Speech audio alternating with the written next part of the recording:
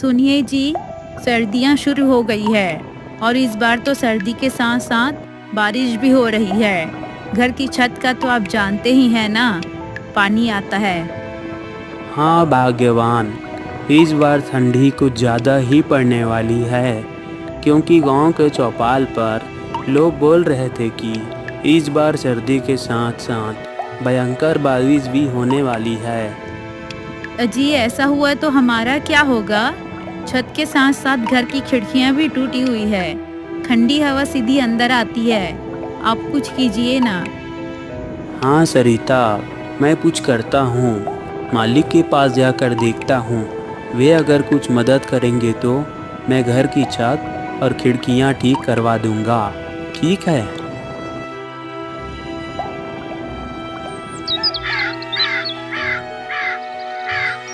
अगली सुबह महेश मालिक के घर की तरफ चल देता है।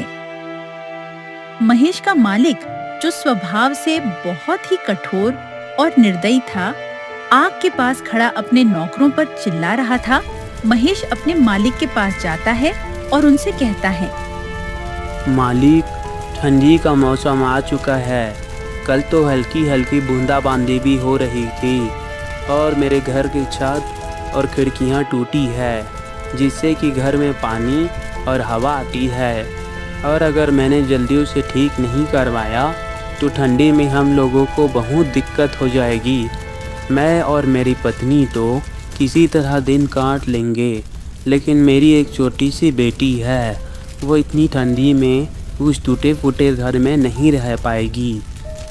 महेश की बातें सुनकर मालिक कहता है, अरे महेश, तो उसमें मैं क्या कर सकता हूँ? मालिक, आप मुझे थोड़े पैसे उधार दे देते तो मैं अपनी झोपड़ी की मरम्मत करवा लेता और मैं दिन रात मजदूरी करके आपका उधार चुका दूंगा। अरे तूने तो अभी इतना काम भी नहीं किया जो मैं तुझे उधार दे सकूं। अभी मेरे पास पैसे भी नहीं है। सर्दी की वजह से सारा धंधा चौपट हो गया है। और सुन मेरी बात, कल से काम में मत आना। मुझे तेरे जैसे मजदूरों की जरूरत नहीं है। अरे मालिक, मैं तो मदद की उम्मीद से आपके पास आया था, लेकिन आप तो उल्टा मुझसे ही मेरा रोजगार छीन रहे हो। ऐसा मत करो मालिक, मत करो ऐसा। मैं कहाँ जाऊँगा? महेश के इतनी मिन्नतें करने के बाद भी उसका मालिक हीरालाल उसकी एक नहीं सुनता है और बेचारा महेश वहाँ से दुखी मन से वापस चला आता है।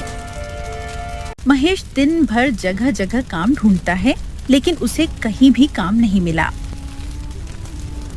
सुबह से रात हो गई। सरिता को बोलकर आया था कि छत का इंतजाम कर दूंगा, पर यहाँ तो नौकरी भी चली गई।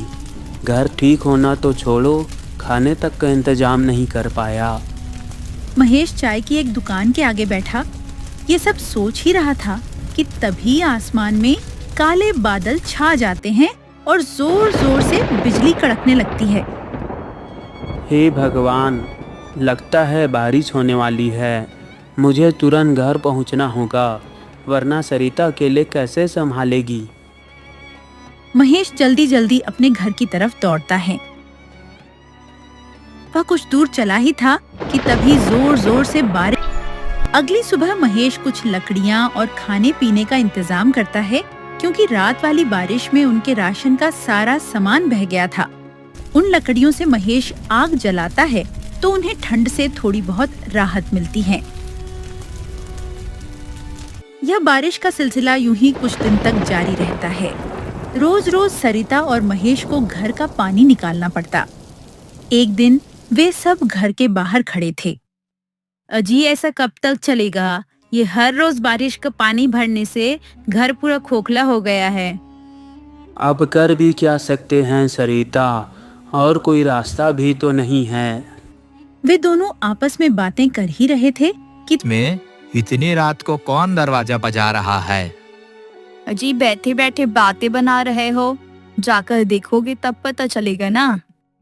भाग्यवान, तुम ज्यादा मत बोलो, चुपचाप पकोड़े बनाओ।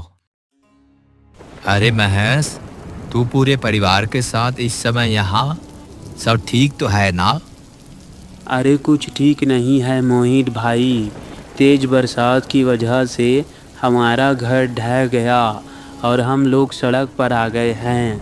मैं बीवी और बच्चों को लेकर कहाँ जाता, इसलिए यहाँ आ गया। आज की रात क्या हम तेरे घर रुक सकते हैं? देख भाई महेश, दोस्ती यारी अपनी जगह ठीक है। मैं तुझे रख भी लूं, पर तेरी भाभी कभी नहीं मानेगी। और वैसे पूरा परिवार एक साथ, माफ करना भाई, मैं नहीं रख सकता। तू कैसी बात कर रहा है मोहित? मैंने भी हमेशा तेरे अच्छे बुरे वक्त में तेरा साथ दिया है, और आज जब मुझ पर मुसीबत आई तो तू मुंह फेर रहा है। ऐसा मत कर मेरे भाई, एक ही रात की तो बात है, मेरी बच्ची बीमार हो जाएगी। सब समझता हूँ महेश, पर मैं अभी नहीं रख सकता। अभी तुम कोई और जगह तलाश कर लो। महेश कुछ और बोल पाता उससे पहले ही मोहित ने उसके मुंह पर दरवाजा बंद कर दिया। ये लो जी पकोड़े खाओ। और कौन था दरवाजे पर? अरे भाग्यवान, वो महेश और उसका पूरा परिवार था। उसका घर टूट गया है, इसलिए यहाँ रुकने को आया था। मैंने बाहर का रास्ता दिखा दिया। अजी, महेश तो आपका अच्छा दोस्त है ना। उन्होंने हमारी कितनी बार मदद करी है। आपने यह ठीक नहीं किया जी। अरे मैंने कोई धर्मशाला खोल रखी है क्या, जो हर किसी को रख लूं?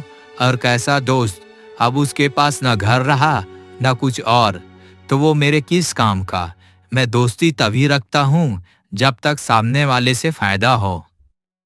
भगवान से डरिए जी, वक्त बदलते देर नहीं लगती। कहीं ऐसा ना हो यह आपके बड़े बोल आप पर ही भारी पड़ जाए। अरे भाग्यवान, ऐसा कुछ नहीं होता। ये लो पकोड़े खाओ, बड़े ही। सरिता, तुम यहीं पेड़ के नीचे मुन्नी के साथ रहना।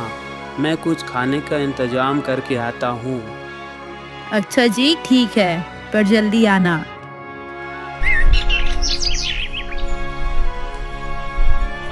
शाम होने से पहले महेश आग जलाने के लिए लकड़ी और खाने पीने का सामान और मुन्नी की दवाई का इंतजाम करके आ जाता है।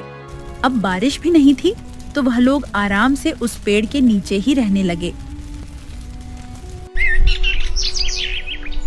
एक सुबह महेश का दोस्त मोहित वहाँ से गुजरता है। अरे भाई महेश, तेरे इतने बुरे दिन आ गए हैं जो इतनी ठंडी में ऐसे पेड़ के नीचे रहना पड़ रहा है। थू थू थू थू थू, मुझे देखकर बड़ा अफसोस हुआ। बस मोहित भाई, समय समय की बात है। आज तुम्हारा समय है, तुम हम पर हंस लो। कभी ऊपर वाला हमारा भी समय लाएगा। अरे सड़क पर आ गए हो, फिर भी इतना घमंड, ऐसा क्या हाथ लग गया तुम्हारे? चलो कोई नहीं, तुम ऐसे ही खुश रहो। मोहित उनका मजाक बनाकर चला जाता है, जिससे महेश और सरिता की आंखों में आंसू आ जाते हैं। भाग्यवान, तुम इसकी बात को दिल पर मत लेना। चलो ठीक है, तुम खुद का और मुन्नी का ख्याल रखना। मैं कोई काम देखकर आता हूँ। महेश काम की तलाश में वहाँ से चल पड़ता है और वह गांव में बहुत जगह काम के बारे में पता करता है, लेकिन उसे कोई काम नहीं मिला। सरिता और मुन्नी मेरा इंतजार कर रहे होंगे। मुझे जल्द ही वापस लौटना चाहिए। जैसे ही महेश वापस लौट रहा था, तो वह देखता है कि गांव के चौपाल पर लोगों की भीड़ लगी है। अरे भाई, क्या बात है? आज यहाँ इतने सारे लोग क्यों इकट्ठा हो रहे हैं? भाई वो कांकेर वाले अमीर सेठ हरिश्चंद है ना, वो गरीबों को ठंड में खाना और कंबल बांट रहे हैं। जाओ जाओ, तुम भी ले लो। यह सुनकर तो महेश के शरीर में जैसे नई जान आ जाती है। वह झट से लाइन में खड़ा हो जाता है और सेठ मानिक चंद से भोजन का पैकेट और कंबल लेकर वह फूला नहीं समाया। भगवान आपका भला करे सेठ जी, आपने गरीब की मदद की। उस दिन महेश की खुशी का ठिकाना नहीं था। वह कंबल ओढ़ता है तो उसे ठंड से राहत मिल जाती है और वह भगवान का धन्यवाद करते हुए तेज कदमों से अपने परिवार की तरफ चल पड़ता है।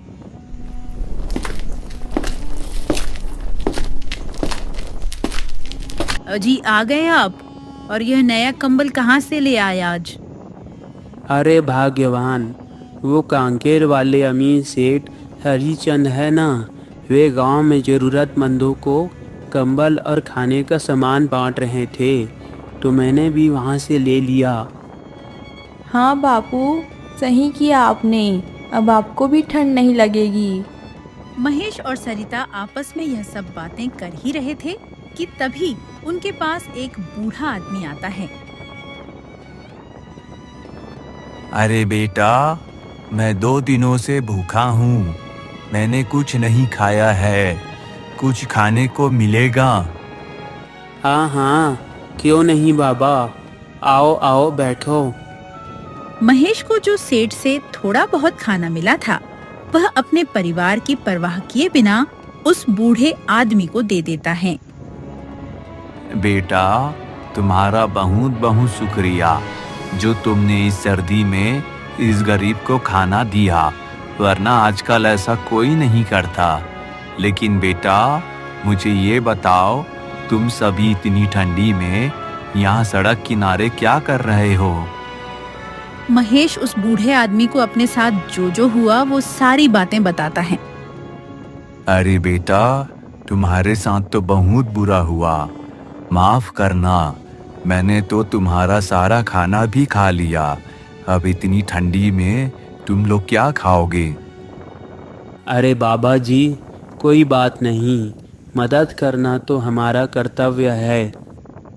अरे बेटा, मैंने आज तक तुम जैसा निस्वार्थी आदमी नहीं देखा। तुमने अपने और अपने परिवार की परवाह किए बिना मुझे भोजन दिया। मेरे पास तुमको देने के लिए कुछ ज्यादा तो नहीं है। इतना कहकर वह बूढ़ा आदमी अपनी झोली में से एक पोटली निकालकर महेश को देते हुए कहता है, बेटा, तुम दिल के बहुत अच्छे हो, ये लो मेरी तरफ से एक छोटी सी भेंट, और इस गरीब का तुम्हें आशीर्वाद है। तुम जिस चीज को भी छू लोगे वह लोहे से भी मजबूत हो जाएगी। इतना कहकर वह बूढ़ा आदमी वहाँ से चला जाता है। क्या लगता है सरिता, क्या हो सकता है इस पोटली में? जी, वो बूढ़े बाबा तो देखने में बहुत ही गरीब लग रहे थे, भला वो हमें क्या दे सकते हैं? खोल कर देखते हैं, तभी पता चलेगा। फिर महेश और सरिता उस घड़े को खोलकर देखते हैं तो उसमें बहुत सारे सोने के सिक्के थे। महेश और सरिता की खुशी का तो कोई ठिकाना नहीं था। अरे बाप रे, इतने सारे सोने के सिक्के! हाँ भाग्यवान, मुझे तो लगता है वो बाबा कोई साधारण इंसान नहीं थे। हाँ जी, सही कहा आपने, लगता है भगवान ने हमारी सुन ली। अब उनके दुख के दिन समाप्त होने वाले थे।